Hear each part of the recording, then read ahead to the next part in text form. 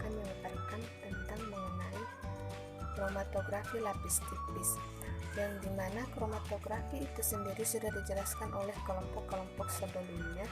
Untuk mengetahui lebih jelasnya, linknya ada di deskripsi ini ya.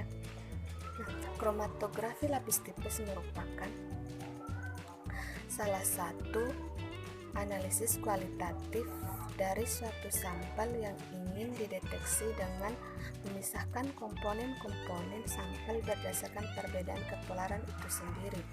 Kromatografi lapis tipis ini juga merupakan cara pemisahan campuran senyawa menjadi senyawa murninya dan mengetahui kuantitasnya yang menggunakan prinsip partisi dan absorpsi.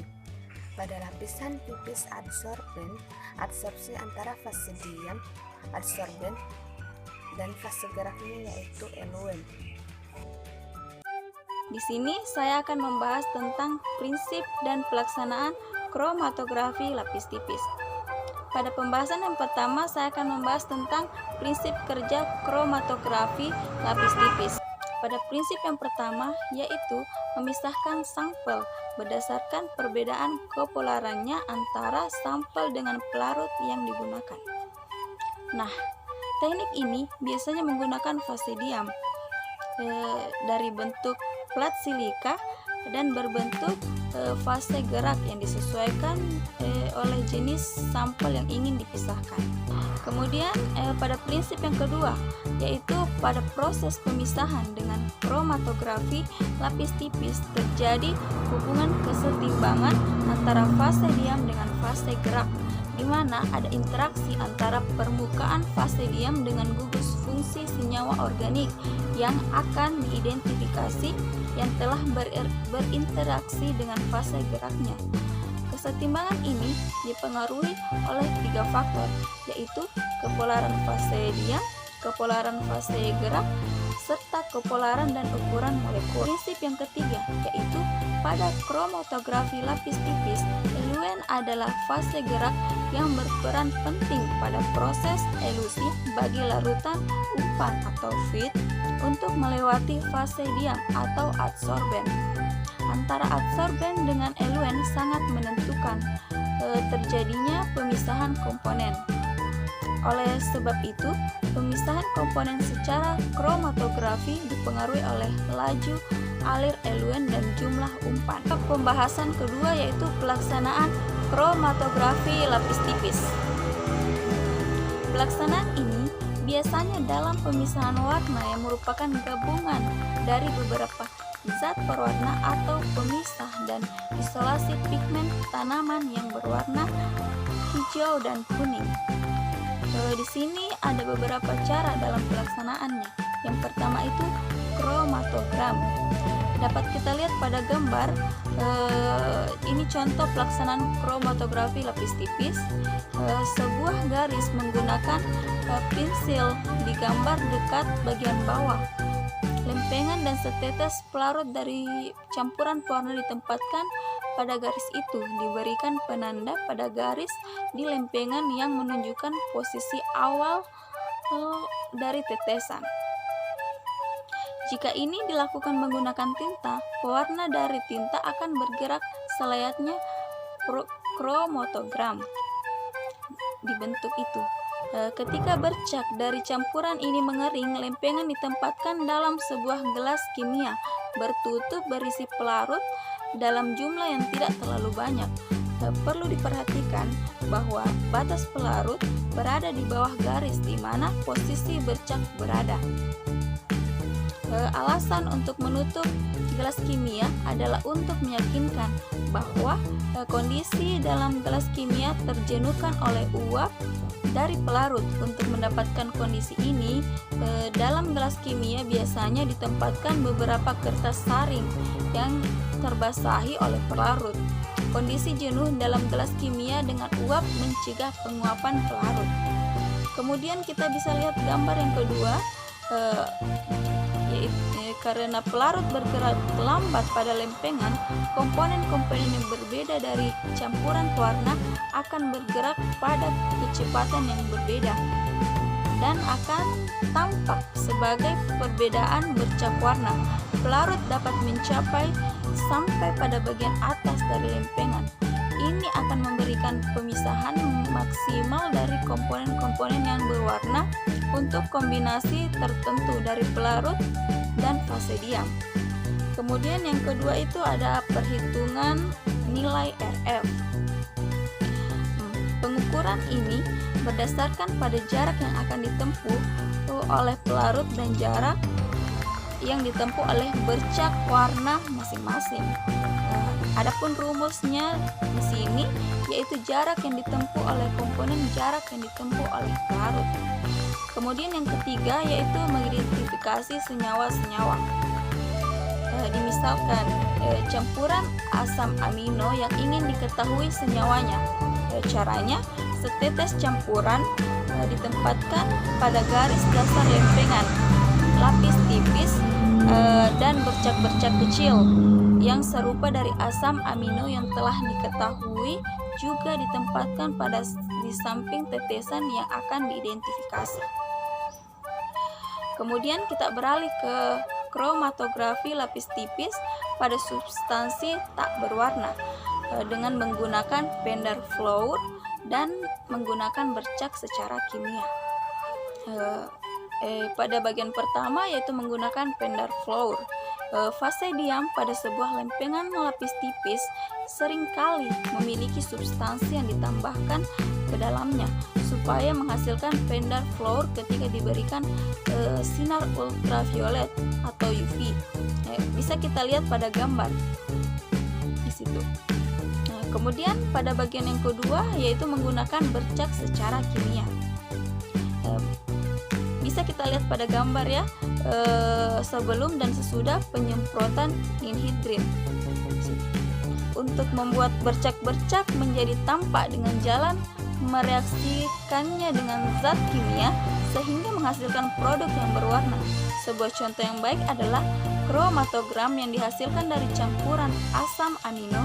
Kromatogram dapat dikeringkan dan disemprotkan dengan larutan ninhydrin. Ninhydrin bereaksi dengan asam amino menghasilkan senyawa-senyawa berwarna, umumnya coklat dan ungu.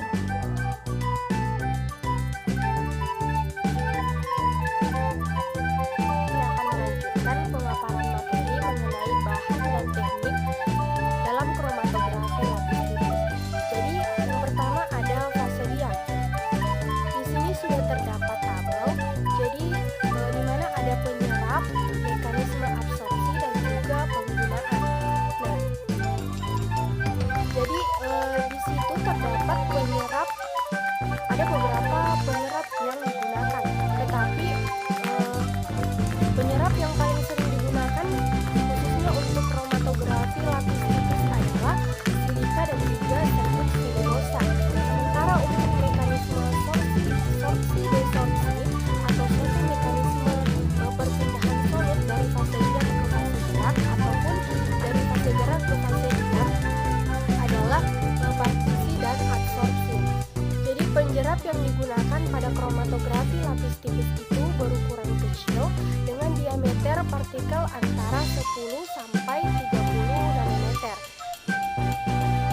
Nah, jadi semakin kecil ukuran rata-rata fase diam dan semakin sempit kisaran ukuran fase diam, maka semakin baik kinerja kromatografi lapis tipis dalam hal efisiensi. Nah, jadi seperti yang diketahui beberapa prosedur kromatografi terutama pemisahan yang menggunakan larutan pengembang anhidrat jadi mensyaratkan adanya kontrol kandungan air dalam silika. Jadi kandungan air itu ditentukan sebanyak 11-12%. Kemudian yang kedua adalah fase gerak. Nah, fase gerak pada kromatografi lapis tipis dapat dipilih dari pustaka, tetapi lebih sering dengan mencoba-coba karena waktunya itu tidak berlangsung lama. Jadi sistem paling sederhana ialah dengan menggunakan campuran dua pelarut organik, karena dengan adanya dua pelarut ini maka mudah diatur sedemikian rupa sehingga pemisahan dapat terjadi secara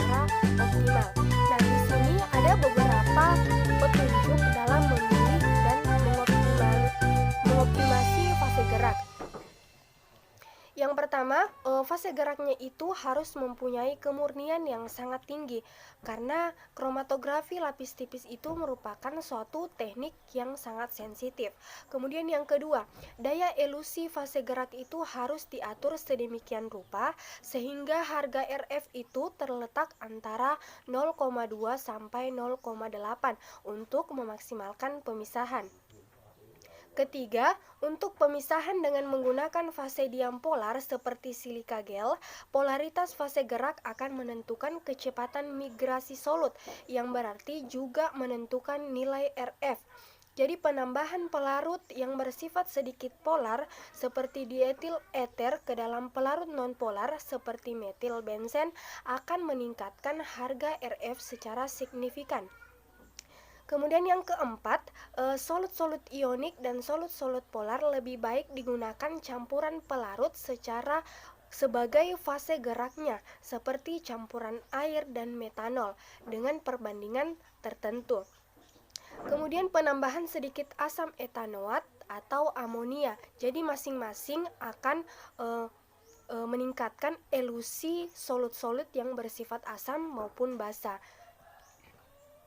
Kemudian aplikasi ataupun penontolan sampel. Jadi pemisahan pada kromatografi lapis tipis yang optimal akan diperoleh hanya jika menontolkan sampel dengan ukuran bercak sekecil dan sesempit mungkin. Jadi sebagaimana dalam prosedur kromatografi yang lain, bahwa jika sampel yang digunakan terlalu banyak akan menurunkan resolusi. Jadi penontolan sampel secara otomatis itu di sini terdapat diagram skematik. Di sini motor stepper ini akan mengontrol kecepatan gerakan sedotan shrink. Nah, dengan demikian banyaknya suatu sampel per bercak atau per pita dapat dikontrol lebih lanjut dengan menggunakan motor spring. Nah, di sini terdapat angka 1 sampai 6. Nah, di sini angka 1 ini merupakan sampel. Kemudian yang kedua merupakan shrink analitik, ketiga aksi kontrol mekanik, 4 motor stepper, kelima kontrol motor stepper, dan yang keenam ini yang berada di bagian bawah merupakan lempeng lapis tipis. Nah, jadi dari hasil penelitian menunjukkan bahwa penontolan sampel secara otomatis lebih dipilih daripada penontolan secara manual, terutama jika sampel yang akan ditotolkan lebih dari 15. Jadi penontolan sampel yang tidak tepat akan menyebabkan bercak yang menyebar dan punca ganda. Jadi untuk memperoleh reprodusibilitas, volume sampel yang ditotolkan itu paling sedikit 0,5. Nah, kemudian ada beberapa hal-hal kromatografi lapis tipis. Yang pertama, lempeng yang akan digunakan harus diaktifkan terlebih dahulu agar pada proses elusi lempeng silika gel dapat menyerap dan berikatan dengan sampel. Nah, pengaktifan lempeng itu dilakukan dalam derajat Celcius selama 30 menit.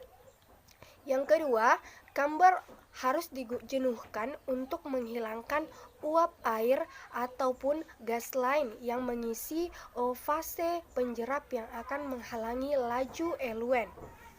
Ketiga, pada saat penontolan hendaknya sampel jangan terlalu pekat sebab pemisahannya akan sulit sehingga didapat noda berekor.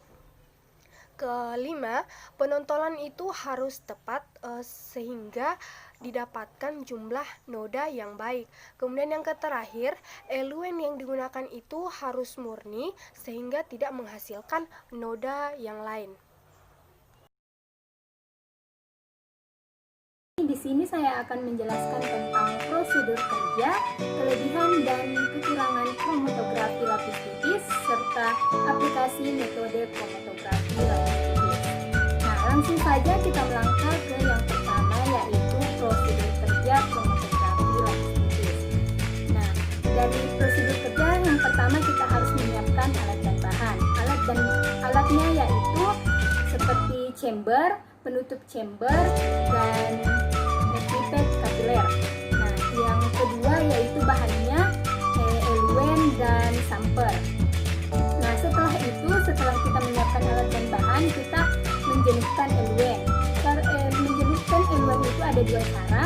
Yang pertama dengan cara digoyang-goyangkan. Nah, yang kedua kita masukkan kertas saring. Nah, setelah itu kita melangkah yang ketiga, menyiapkan lempeng KLP. Lempeng KLP yang kita pakai contohnya silika gel. Nah, yang keempat penuturan sampel. Jadi kita menutupkan sampel ke silika gel tadi. Setelah itu kita masukkan ke dalam eluen yang telah kita jenuhkan tadi. Setelah kita masukkan, kita menunggu hingga KLP-nya itu terjadi elusi, atau itu penuturan sampelnya dia akan terjadi elusi dan sampai ke batas atasnya. Nah, setelah terjadi elusi, kita masukkan ke dalam sinar UV. Apa tujuan kita masukkan ke dalam sinar UV? Supaya kita bisa menggambar laju atau noda yang terbentuk di lempeng KLP tadi. Nah, setelah itu kita simpulkan hasil dengan cara melihat apakah noda yang terbentuk itu terelusi semuanya atau tidak. Nah, yang terakhir menghitung nilai RF.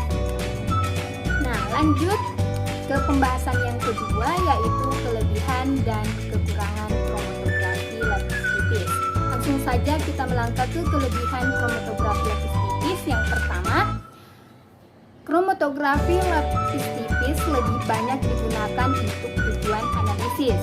Yang kedua, identifikasi pemisahan komponen dapat dilakukan dengan reaksi warna, fluoresensi, atau dengan radiasi sinar ultraviolet. Yang ketiga, dapat dilakukan elusi secara mekanik atau ascending, serta menurun atau descending, atau dengan cara elusi dua dimensi. Nah, yang keempat, kelebihan yang keempat itu ketepatan penentuan kadar akan lebih baik karena komponen yang akan ditentukan merupakan bercak yang tidak bergerak. Yang kelima, hanya membutuhkan sedikit pelarut. Kelebihan yang keenam yaitu biaya yang dibutuhkan terjangkau. Yang selanjutnya, jumlah perlengkapan sedikit. Nah, yang kedelapan itu preparasi sampel yang mudah, dan yang terakhir dapat memisahkan senyawa hidrofobik. Nah, setelah kita membahas tentang kelebihan kromatografi lapis tipis, kita akan membahas tentang kekurangan kromatografi lapis tipis. Langsung saja, yang pertama yaitu butuh ketekunan dan kesabaran yang ekstra untuk mendapatkan bercak atau noda yang diharapkan. Yang kedua, butuh sistem trial and error untuk menentukan sistem eluen yang cocok. Nah, yang ketiga, memerlukan waktu yang cukup lama jika dilakukan secara tidak tekun. Nah, kita lanjut ke pembahasan yang ketiga, yaitu pengaplikasian kromatografi lapis tipis. Yang pertama itu aplikasi kromatografi lapis tipis dalam bidang pangan. Contohnya, kita mengambil sampel suatu saus tomat, kita bisa uji apakah di dalam saus tomat itu mengandung pewarna yang berbahaya atau tidak. Jadi kita bisa mengujinya dengan kromatografi lapis tipis. Nah, yang kedua yaitu aplikasi kromatografi lapis tipis pada bidang farmasi. Nah, dalam dunia farmasi juga kita dapat menggunakan kromatografi lapis tipis, seperti kita mengidentifikasi senyawa obat pada paracetamol atau kafein. Nah, di situ kita bisa melihat unsur-unsur apa saja yang di dalam paracetamol tersebut, sehingga kita bisa memberikan kepada pasien yang membutuhkan. Nah, yang ketiga yaitu aplikasi kromatografi lapis tipis dalam bidang kecantikan. Jadi, kromatografi lapis tipis juga kita dapat mengaplikasikannya ke dalam dunia kecantikan dengan cara menguji zat apa yang ada di dalam, seperti sabun pemutih. Nah, sabun pemutih itu kita melihat unsur apa saja yang ada di dalamnya, sehingga apabila berbahaya kita tidak boleh memakai. Nah, sehingga kita bisa melakukan dengan cara metode kromatografi lapis-lapis ini. Nah, yang terakhir ada juga aplikasi kromatografi dalam mengidentifikasi tumbuhan. Seperti apa itu? Kita bisa identifikasi seperti misalnya ada sebuah tumbuhan yang mungkin kita melihat secara kasat mata itu bahwa tumbuhan itu sama, tetapi jika kita menguji sampelnya dan kita menggunakan metode kromatografi lapis tipis, di situ pasti ada pasti hasilnya itu kita akan mengetahui apakah memang ini tumbuhan sejenis atau tidak. Nah, itulah tadi pembahasan tentang kromatografi lapis tipis yang telah dibahas mulai dari pengertian, prinsip-prinsip, hal-hal apa saja, terus kita bisa juga mengetahui kelebihan dan kekurangan, serta di dalam materi ini juga kita menjelaskan tentang apa saja yang